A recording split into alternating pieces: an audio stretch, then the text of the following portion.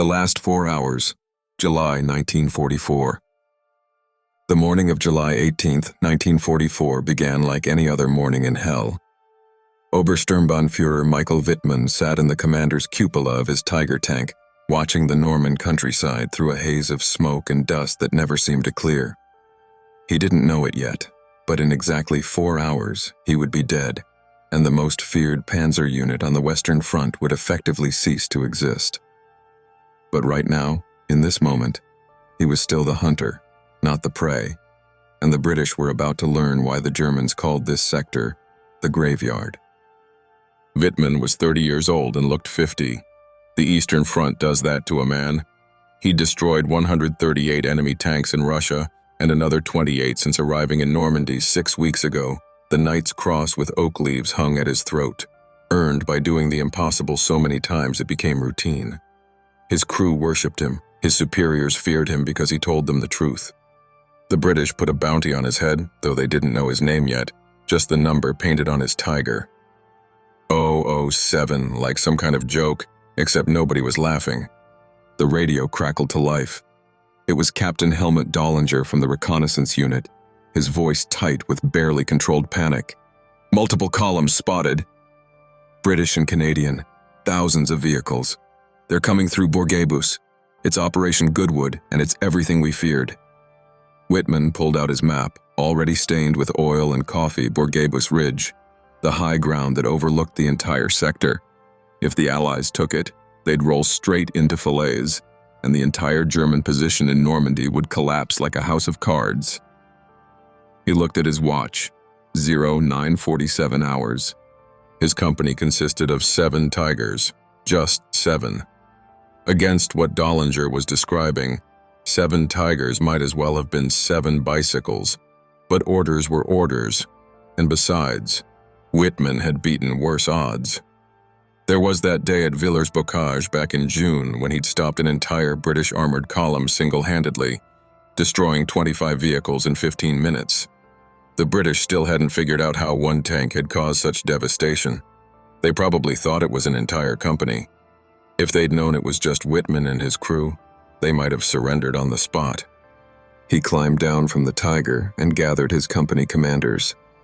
They stood in the shadow of the massive tank, lighting cigarettes with shaking hands. Most of them were younger than 25. Boys, really, except they'd all killed more men than they could count.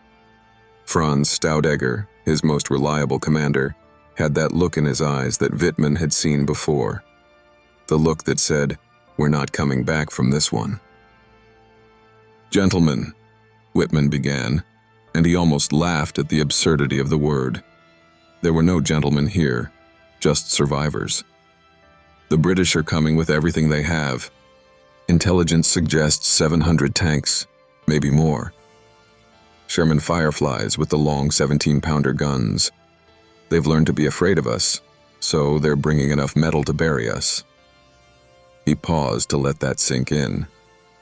Our job is to delay them long enough for the infantry to establish a new defensive line.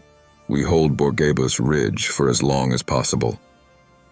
How long is as long as possible? Asked Lieutenant Georg Lutsch, who was 19 and had been commanding tanks for exactly 3 weeks. Until we're dead or out of ammunition, Wittmann replied, and nobody argued because that's what as long as possible always meant. They moved out at 10:15 hours. 7 Tigers rolling through the Norman hedgerows, each one a 56-ton masterpiece of German engineering, and a death trap waiting to happen. The Tiger was the most powerful tank in the world, with armor so thick that most Allied shells just bounced off, and an 88mm gun that could punch through any Allied tank at ranges they couldn't even shoot back from. But it was also slow, mechanically unreliable, and drank fuel like an alcoholic at an open bar. Worse, the Allies had learned to hunt Tigers in packs, like wolves bringing down a bear. Wittmann's Tiger led the way, engine roaring like some prehistoric monster. His crew had been with him since Russia. Balthasar Wall on the gun, Karl Wagner loading, Heinrich Reimers driving, and Rudolf Herschel on the radio. They'd been together so long they barely needed to talk anymore. Wall could put a shell through a tank's viewport at 2 kilometers. Wagner could reload in under 6 seconds. Reimers could coax the Tiger over terrain that would stop other tanks cold. And Herschel could hear an enemy radio transmission through static that sounded like pure white noise. They reached their position on Bourguebus Ridge at 10:47 hours. From here they could see for kilometers across the gently rolling fields toward Cannes, and what they saw made even Whitman's stomach turn. The British weren't coming. They were here. Hundreds of tanks, stretching across the landscape like a mechanized flood. Sherman after Sherman after Sherman, interspersed with Cromwells and Churchills, all rolling forward in neat lines like they were on parade above them. The sky was black with aircraft, Typhoons and Spitfires, circling like vultures. "Jesus Christ," muttered Reimers over the intercom. "There must be 1,000 of them." 744, Herschel corrected, listening to British radio traffic. "And they're calling this the Death Ride. They're expecting heavy casualties, but they're going anyway." Whitman smiled grimly. At least the British were honest with themselves. He ordered his Tigers to spread out along the ridge, positioning them in hull-down positions where only their turrets were exposed. It was the classic ambush setup, and it had worked for him dozens of times before. But he'd never faced odds like this. Even at Villers-Bocage, he'd had surprise on his side. Here, the British knew the Tigers were somewhere in this sector. They were coming anyway. The first British tanks rolled into range at 11:03 hours. Whitman let them come. Closer. Closer. At 1,500 meters, most tank commanders would start shooting. At 1,000 meters, even nervous ones would open fire. Whitman waited until they were at 800 meters. He wanted to make every shot count because they weren't going to get many chances to reload. "Target Sherman left side of the column," he called out. "Range 800. "Identified," Wall responded. "Fire!" The 88mm gun roared, and the Tiger rocked back on its suspension. 800 meters away, the Sherman exploded, its turret cartwheeling through the air in a plume of black smoke. Before it hit the ground, Wall had already identified his next target. Wagner slammed another round into the breech. 6 seconds, just like always. The gun roared again. Another Sherman died. All along the ridge, the Tigers opened fire. 7 guns firing as fast as their loaders could work. For 90 seconds, it was a turkey shoot. Shermans exploded left and right, their thinner armor no match for the 88mm guns. The British column faltered, tanks grinding to a halt or turning to retreat. Whitman felt that old familiar surge of triumph. Maybe they could do this. Maybe 7 Tigers really could stop 700. Then the Typhoons arrived. They came out of the sun, 4 of them in a diving attack, their rockets leaving white contrails behind them. Whitman had seen what those rockets could do. They couldn't penetrate a Tiger's armor, but they didn't have to. They'd hit the engine deck, the thinner armor on top, and turn the whole tank into a furnace. He screamed at Reimers to reverse, to get off the ridge, but it was too late. The rockets hit Lutsch's Tiger. It didn't explode, not at first. It just started burning. Thick black smoke pouring from the engine compartment. Whitman watched through his periscope as the hatches flew open and the crew tried to bail out. 2 of them made it before the ammunition cooked off and the whole tank went up like a bomb. Lutsch wasn't one of them. Now it was 6 Tigers. Time elapsed. 1 hour, 16 minutes. The British adjusted their tactics. Instead of neat columns, they started coming in waves, spreading out to make harder targets. And they weren't just Shermans anymore. Whitman spotted the distinctive shape of Sherman Fireflies, the British variant armed with the 17-pounder gun that could actually hurt a Tiger.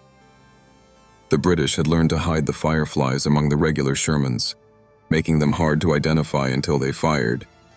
It was smart. Whitman hated smart enemies. His Tiger fired again and again. Wall was a machine, picking targets and destroying them with mechanical precision. 10 kills, 15, 20. The gun barrel was so hot it was glowing. Wagner's hands were bleeding from loading shells so fast, but it wasn't enough. For every Sherman they destroyed, 2 more rolled forward. The British were accepting losses that would have broken a German unit, just grinding forward through the wall of their own burning tanks. At 11:34 hours, Staudegger's Tiger took a hit. Not from a tank, from an anti-tank gun that nobody had seen until it fired. The shell punched through the Tiger's side armor, the one weak spot, and the tank exploded from within Staudegger, and his entire crew died instantly. 5 Tigers left. Whitman knew they couldn't stay on the ridge. They'd done their job, killed enough British tanks to delay the advance by maybe an hour. Now they needed to fall back, find a new position, and do it again. He ordered the retreat, and the surviving Tigers pulled back, engines screaming, tracks churning up the dirt. The British saw them moving and concentrated their fire. Shells landed all around Whitman's Tiger, throwing up geysers of dirt and rock. One hit the Glacis plate, the Tiger's thick frontal armor, and bounced off with a sound like a giant bell being struck. They made it to the village of Saint-Thau, about 2 kilometers behind their original position. The buildings provided some cover, and there was a narrow road through the center that would channel the British into a killing zone. Whitman positioned his Tigers at the far end of the village, covering the road. If the British wanted to push through, they'd have to come straight at them. It was a good position. It was also probably where they were going to die. Time check, 11:49 hours. 2 hours gone, 2 left. The British didn't give them time to catch their breath. The first Shermans entered the village at 11:56 hours, moving cautiously now, having learned to respect the Tigers. Whitman's crew was exhausted. Wagner's hands shook as he loaded shells. Reimers was coughing from breathing too much smoke and fumes. Herschel had taken off his headset because the British radio chatter was constant, an overwhelming wall of noise. But Wall was still steady, still putting shells exactly where they needed to go. They destroyed 4 Shermans in the narrow village street, the burning wrecks creating a roadblock that forced the British to stop and try to push them aside. It bought maybe 15 minutes. Then the British started using the buildings for cover, advancing through the ruins, and that's when Whitman realized they weren't just facing tanks anymore. British infantry had dismounted and were working their way through Saint-Thau with PIAT anti-tank weapons.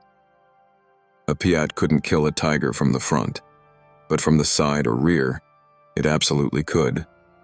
Whitman was suddenly fighting a 2-front battle, Tigers against the British armor, and machine gun against British infantry trying to get close enough for a side shot. It was chaos, the kind of close-quarters combat that Tigers weren't designed for. Lieutenant Hans Wessel's Tiger took a Piat round to the track and threw a tread. Immobilized, it was a sitting duck. Whitman watched as Wessel and his crew bailed out, running for cover while their Tiger was swarmed by British infantry. 4 Tigers left. They had to abandon Saint-Thau. The village had become a death trap. Whitman ordered another retreat, back toward Gamsnil, another kilometer back. They were running out of room to retreat. Behind Gamsnil was just open farmland, and then the German defensive line, which consisted of some hastily dug trenches and a lot of very nervous infantry who were depending on the Tigers to hold back the British tide. As they pulled out of Saint-Thau, Whitman's Tiger was hit. Not a killing blow, but a shell from a firefly that struck the turret at an angle and jammed the traverse mechanism. Now they couldn't rotate the turret. To aim the gun, Reimers had to turn the entire tank, which was slow and clumsy. They'd gone from being a Tiger to being a mobile bunker with a gun. Time, 12:17 hours. At Gamsnil, they found the wreckage of a German supply column that had been caught by British artillery. Burning trucks lined the road, and there were bodies everywhere. Whitman ignored them. The dead were the lucky ones. They didn't have to keep fighting.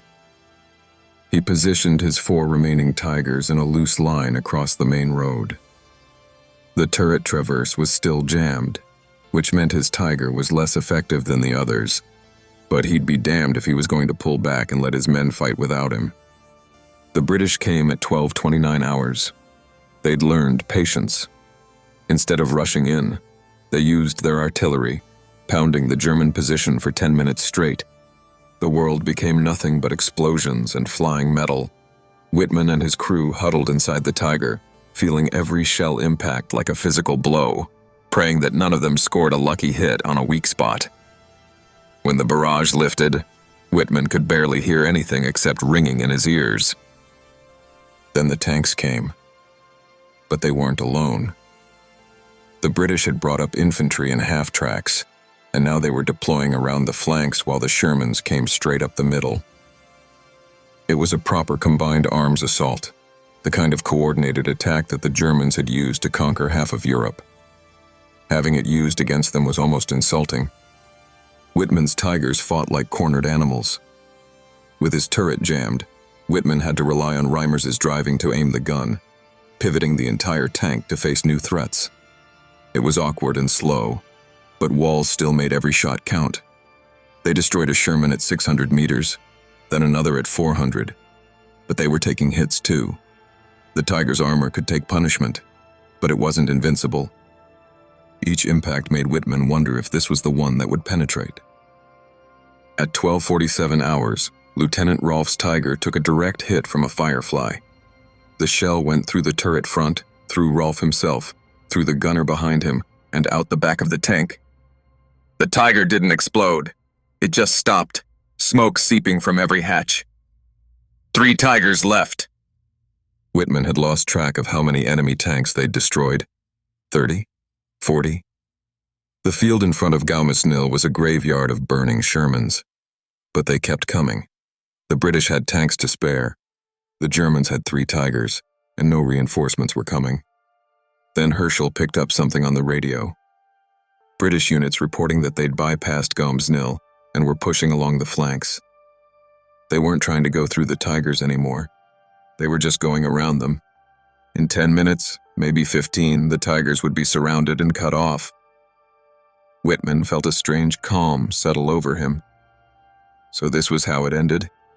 He could retreat again, fall back to the German lines, save his remaining Tigers and crews to fight another day. It was the sensible thing to do, the military thing to do. But Wittmann looked at the German infantry positions behind them, those young boys in their trenches with their rifles and their Panzer Fausts, waiting for the British breakthrough. If the Tigers pulled back now, those boys wouldn't last 5 minutes. "We're staying," Whitman announced over the company radio. Nobody argued. They'd known what the answer would be. Time, 13:02 hours. The British closed in from 3 sides. Shermans, Cromwells, infantry with Piats, all converging on the 3 surviving Tigers. Whitman's crew fought in mechanical silence now, too exhausted for words. Identify target. Aim, fire, reload. Identify next target. They were down to their last 30 shells. After that, they'd be throwing wrenches. Captain Mobius's Tiger took multiple hits simultaneously. 3 Fireflies had targeted it at once, a coordinated strike, and even Tiger armor couldn't take that. The tank exploded so violently that pieces of it rained down hundreds of meters away. 2 Tigers left. It was just Whitman and Lieutenant Werner Wendt now, the last 2 Tigers, fighting back-to-back in the middle of Gaumisnil, while the British armored tide flowed around them. Whitman's Tiger was a wreck. The tracks were damaged. The engine was misfiring. The turret was still jammed. They could barely move and couldn't turn the gun. But Wall kept firing, and Wagner kept loading, and Reimers kept coaxing the dying Tiger to do just one more thing: survive 1 more minute. At 13:23 hours, Wendt's Tiger threw a track trying to pivot. Immobilized, Wendt and his crew kept fighting from their stationary position, shooting at anything that moved. They killed 2 more Shermans before a Firefly hit them from the side. The Tiger brewed up, ammunition cooking off in a chain reaction. Whitman didn't see if anyone got out. He was too busy trying not to die himself. 1 Tiger left. Whitman's Tiger was surrounded now. British tanks on all sides, staying just out of range and pumping shells at them.